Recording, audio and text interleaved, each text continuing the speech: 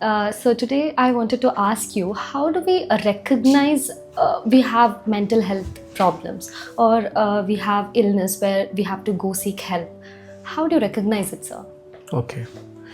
So if there's anything that's more difficult for you to handle outside of the resources that you have, the difficulties that you're experiencing in your mind in the form of a change in mood, a change in levels of motivation, the change in how you feel or how you think, or the amount of stress you feel, or the kind of thoughts that bother you, and the resources that you have in your hand, whether it's your friends, your family, your spirituality, and all the other things, the hobbies that you do, are not able to help you sufficiently. And that's when you know that there's something beyond what is normal. Right. And that's when you know that there's a mental health condition, probably.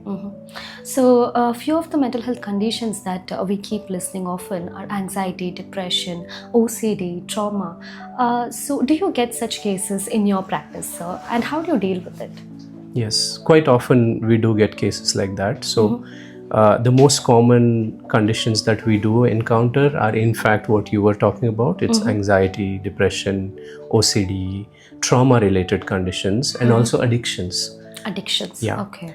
So each one of them have their own ways in which they present. But in anxiety, what we see is, in anxiety disorders, what we see is the mood is predominantly anxious. A person feels very anxious in day-to-day life, in circumstances that normally don't make others anxious. They feel more anxious around those, or there may be specific triggers that make them more anxious. So in general, it's just that their system, their body is a lot more anxious and a lot more active, and it needs to calm down, and they recognize that I need to calm down. And that's when you know that there is anxiety disorder. Okay. Yeah. And do you think without help they can cope with themselves, people with anxiety? So anxiety, you need to understand that anxiety is not always a disorder. Anxiety is a normal emotion that you can experience. We all experience anxiety. Yes, Things yes. make you anxious, right? Yes. But when it is dysregulated, or when it is uncontrolled, that's when we call it as anxiety disorder. Right? So when there is an anxiety disorder, in many cases they may not need treatment.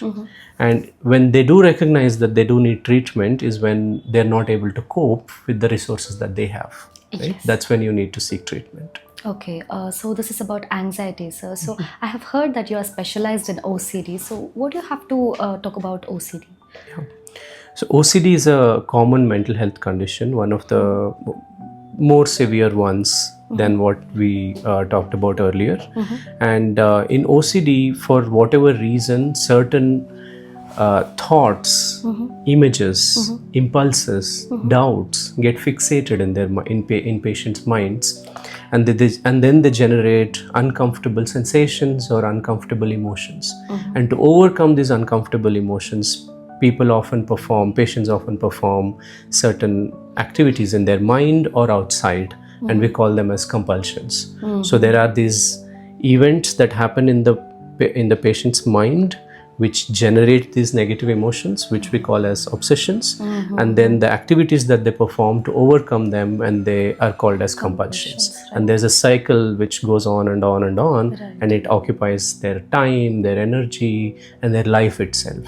So it can be a very disabling condition.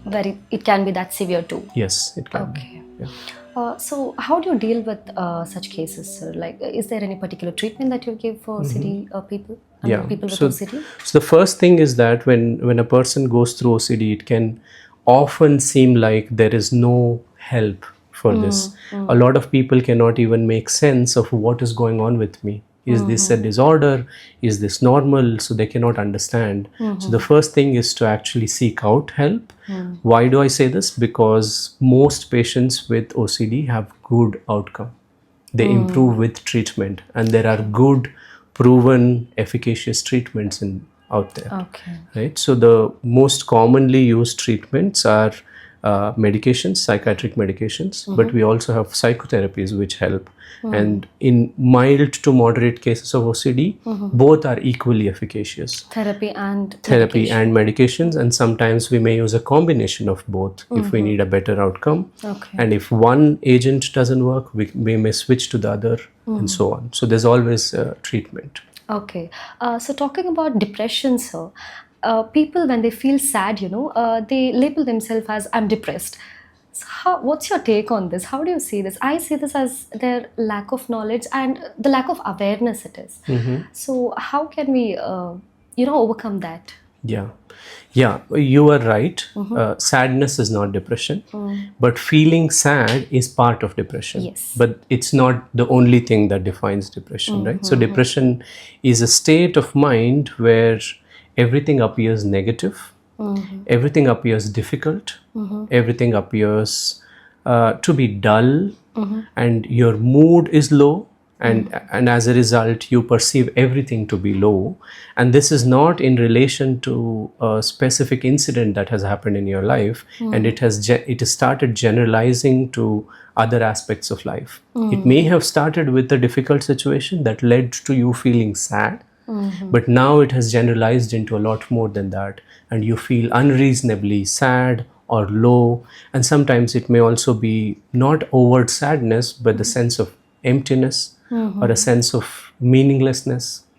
And when this goes on for weeks on end, is when we label it as depressive disorder. Okay, that is diagnosed as Yes, depression. diagnosed as depression or depressive disorder. But just feeling sad about something that has happened in our lives is a normal human emotion. Yes. Yes.